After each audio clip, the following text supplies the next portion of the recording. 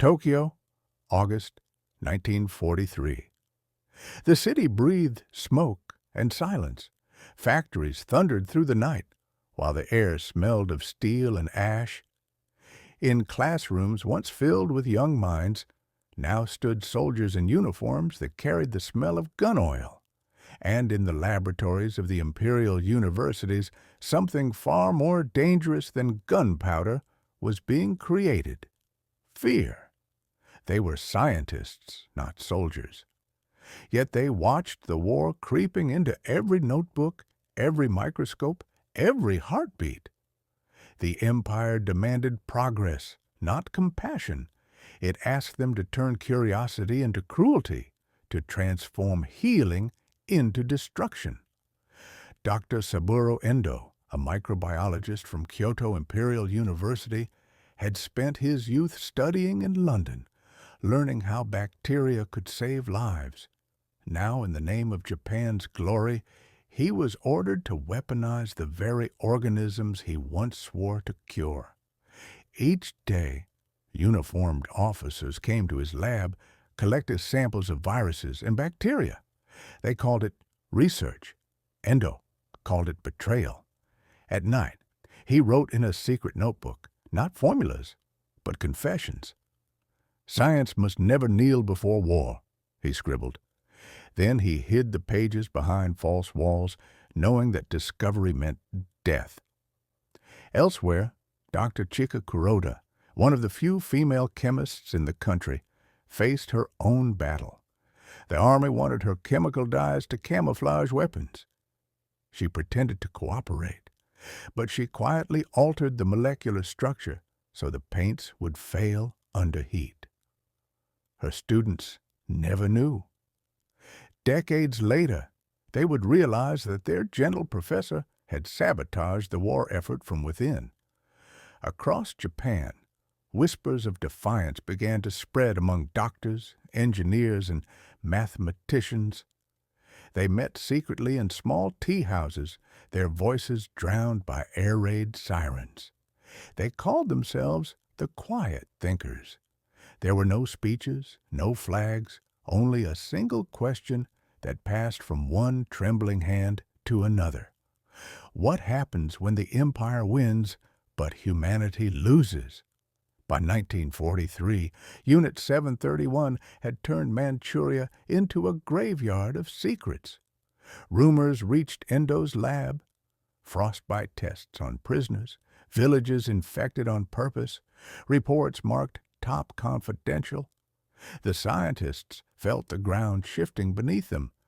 Letters vanished, colleagues disappeared, and still they worked, pretending loyalty while praying that their small acts of sabotage mattered.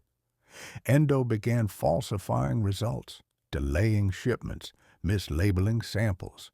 Others followed his lead. The deception spread like a quiet virus through Japan's scientific network. A wrong measurement here, a delayed report there, enough to slow the machinery of death by a heartbeat. They knew it wasn't victory, it was survival of conscience. Outside, Tokyo glowed with banners. Science serves the emperor. Children practiced with bamboo spears, while loudspeakers promised that sacrifice would make the nation immortal.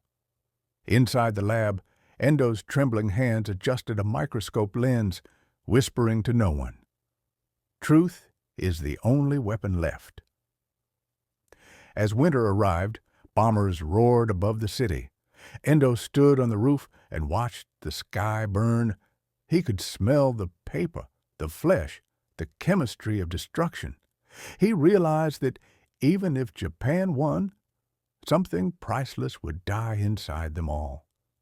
That night, he buried his notebook in a metal box beneath the university garden, a message to a future Japan that might remember mercy. History rarely honors those who refuse orders, but sometimes silence itself becomes the loudest kind of courage. And in that silence, beneath the red glow of Tokyo's burning sky, a new resistance was born, one made not of soldiers or guns, but of minds that still believed in humanity.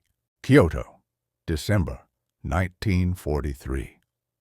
The first snow fell quietly over the tiled roofs of the university, covering the scars left by bomb drills and rationing. Inside the chemistry building, the smell of ammonia lingered, sharp and cold. Dr. Saburo Endo sat at his desk, staring at a letter written in invisible ink. To anyone else, it was blank paper, but under heat, words slowly appeared. The harvest will not survive the winter. Send the wrong seeds. It was a code. The quiet thinkers had learned to speak in riddles, their words disguised as agricultural reports and lecture schedules. Letters passed from hand to hand through postal clerks who never knew they were smuggling dissent. Each phrase had two meanings, one for the empire, another for conscience. They were no longer just scientists. They were spies of morality.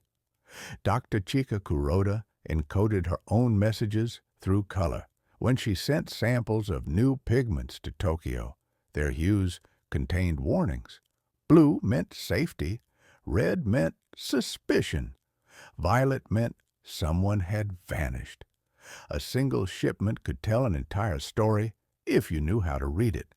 But with every message sent, the circle of danger tightened. The Kenpei Tai, Japan's secret police, had begun to notice irregularities in reports from several imperial universities. Test results conflicted, shipments were delayed, and one colonel whispered that academia smells of hesitation. They started calling professors to military headquarters for questioning. Some returned pale and trembling, others never came back. Endo's closest colleague, Dr. Takahashi, a physicist with a nervous stutter, was taken one morning after a seminar. The guards said it was routine. Days later, his wife received a sealed envelope containing only his wedding ring. The message was clear: silence or death. Fear spread like infection through the laboratories. Students avoided eye contact. Typewriters fell quiet. Yet beneath that fear, defiance continued to pulse. Each act of sabotage, each falsified result, became a heartbeat of resistance. The scientists met at night in the back room of a small tea shop near Gion, its paper walls trembling with the distant rumble of trains carrying weapons to the coast. There, by candlelight, they shared news. One whispered, "Tokyo suspects us." Another replied, "Then we must hide truth inside truth." They created what they called Project Hikari, the light. Its purpose was not to destroy weapons, but to preserve knowledge that could rebuild the nation once the madness ended. They copied forbidden medical data, preserved genuine research in secret vaults, and replaced it with false documents for the military. Their faith was not in victory, but in the future. Outside, the empire was beginning to fracture. Air raids over Yokohama shook the night sky, and the first hints of defeat whispered through the radio static. Still, official propaganda screamed that Japan was invincible. In the classrooms, children learned that dying for the emperor was the highest science of all. But the quiet thinkers had seen too much to believe. One night, as bombs thundered over Osaka, Endo looked at his students, young men barely 20, and realized they might not live to see another spring. He dismissed class early, then sat alone, hands folded, and whispered a prayer not for victory, but for clarity. "Let truth survive," he said, "even if we do not." The next morning, a Kenpei Tai officer appeared at the university gate. His boots were polished, his voice flat. He carried a list of names. Endo's was the third. By dusk, the officer stood in the doorway of Endo's lab. "You are requested in Tokyo," he said. The scientist's pulse slowed, but his eyes remained calm.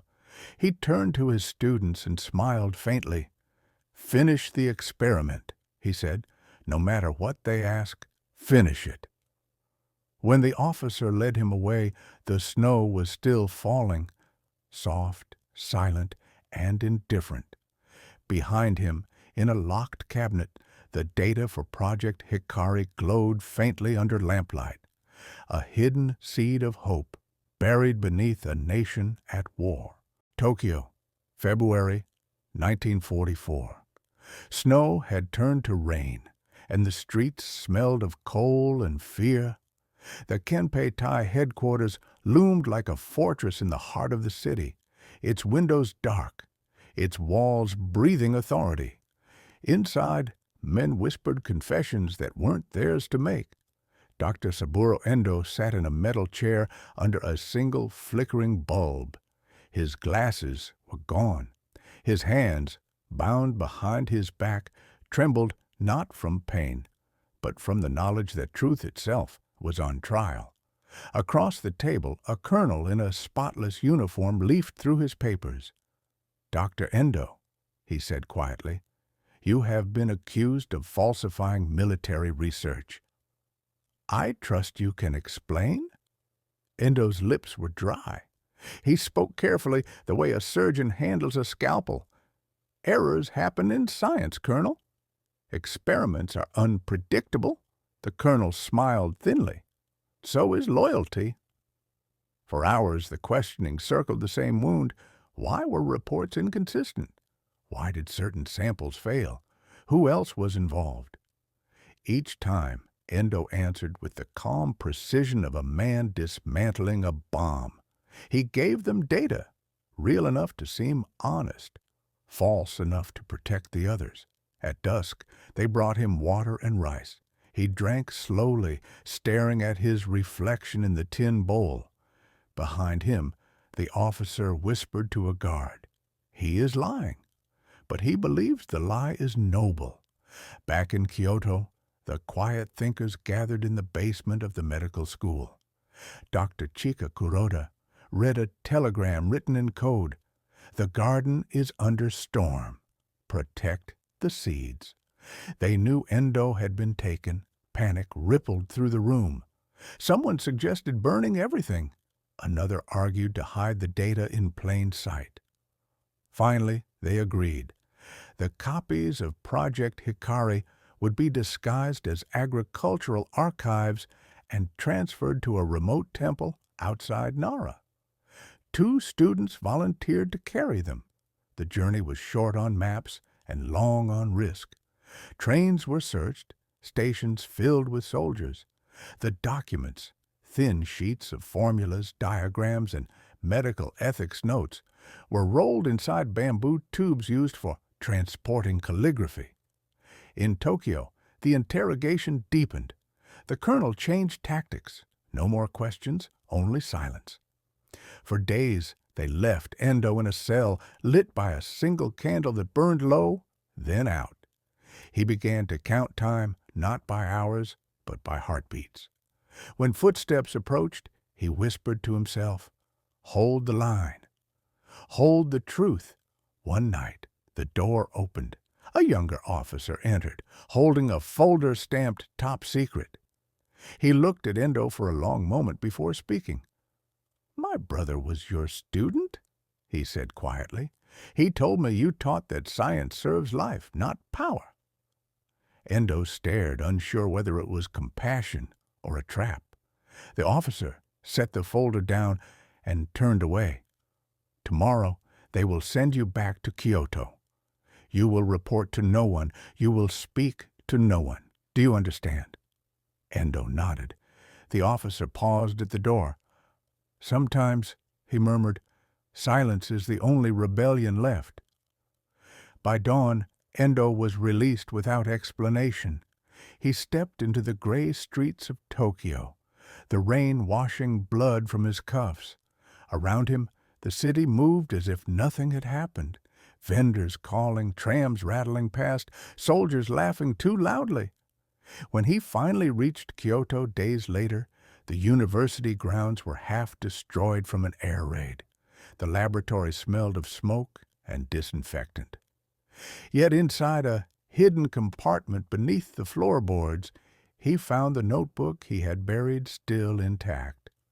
On its cover, in trembling handwriting, he wrote, "We are not heroes. We are custodians of what must never be lost." And so the work continued. Fewer scientists now, fewer safe places, but the same unbroken faith that knowledge, like light, could survive even underground. Kyoto, July 1944.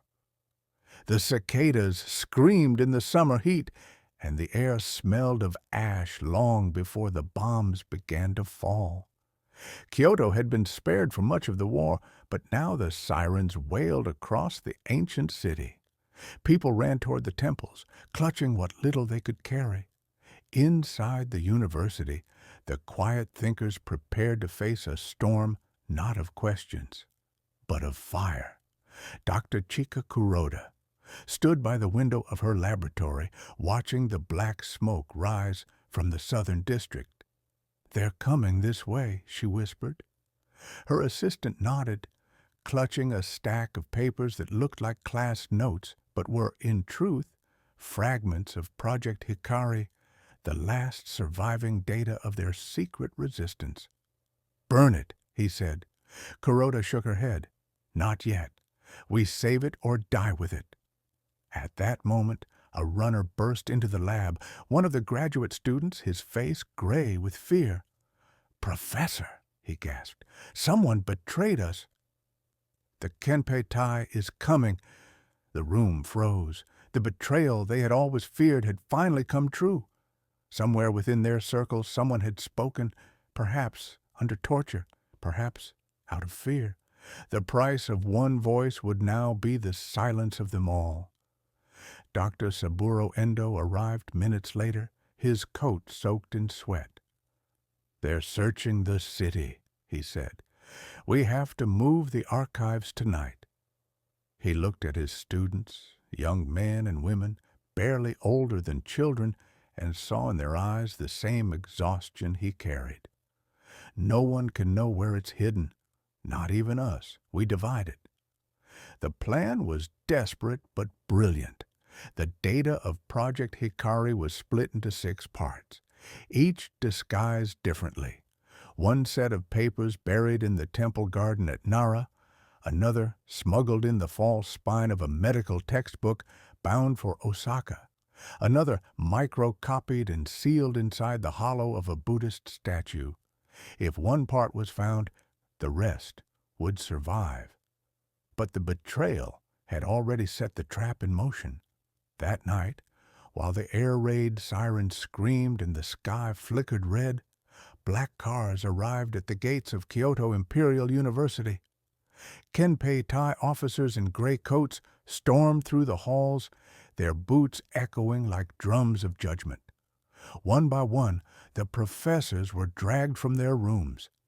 In the chaos, Endo and Kuroda gathered the last crate of documents and fled into the dark. The bombs were falling now, fiery blossoms bursting in the night. The pair stumbled through the narrow streets of Giano as explosions shook the ground beneath them, roofs caved in, and temples burned. The glow of Kyoto's centuries of wisdom turned into a sea of fire.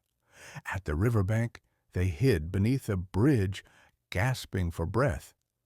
Endo looked at Kuroda, her face lit by the orange flames reflecting off the water. "If we survive this," he said, "promise me one thing.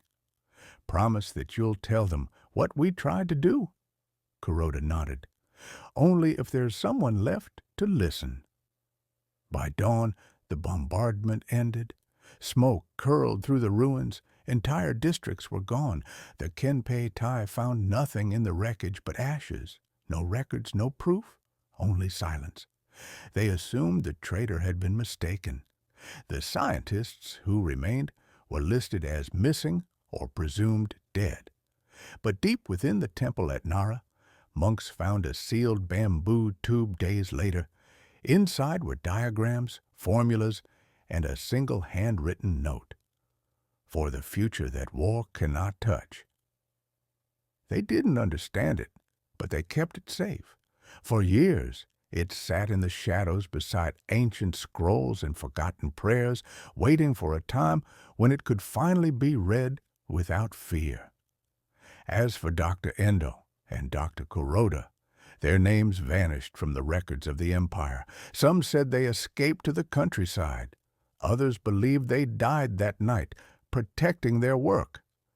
But in the decades that followed, when Japan began to rebuild from the ruins, rumors persisted among scholars of a hidden project, born not from the will to conquer, but from the will to remember. And sometimes, when the wind moves through the old university gardens, the students say you can still hear the faint whisper of their vow. Science must never kneel before war,